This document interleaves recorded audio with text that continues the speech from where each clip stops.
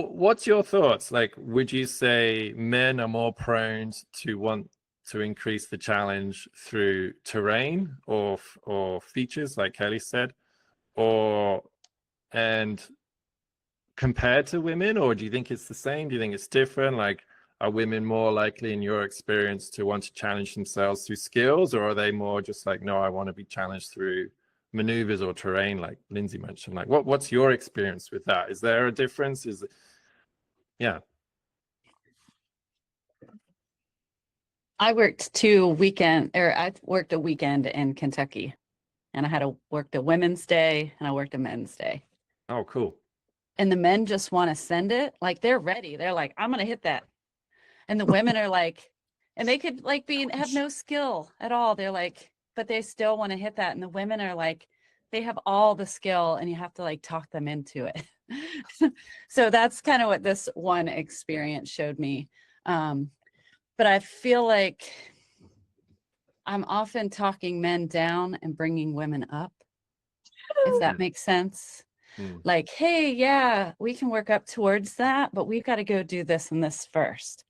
Yeah. And hey, with women, I'm like, hey, we've done this and this and this. All you have to do is this. Yeah. Like, they're already ready to do it. They just need that mental nudge way. Yes. They need to believe in themselves. They need to believe in themselves. And Yeah. sometimes that's like talking them into it. Like, well, remember when we did all those roll downs and we worked on braking. We don't have a lot of steep things. It's like super steep rock slabs and stuff here, but like just reminding them like, hey, see this video here where you did this?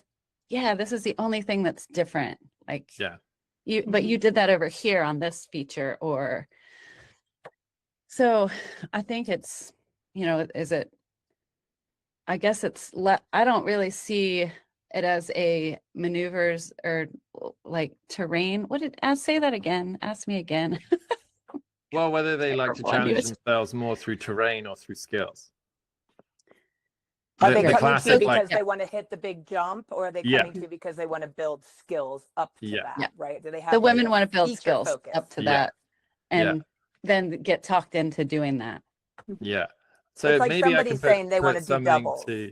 Yeah. Well, but I have witnessed like some of the COVID riders. I don't know if you guys have witnessed this too, but some of the younger demographic that's coming in, they seem to be more feature focused, which is really interesting. So I've had to really get them to realize, in order for them to think that they're a really good rider, they don't have to like tick off all the list of things. So that's been my experience recently here on the shore. Yeah. No, I love that. We were saying that the other day, like everyone's just, and I think it's a little bit Instagram based because they social media based. They see all these things, these terrain features that they want to sort of tick the boxes, right? But I started teaching kids in 98, 99, and luckily, thankfully, I've ever since then, I've always taught girls and boys almost 50-50.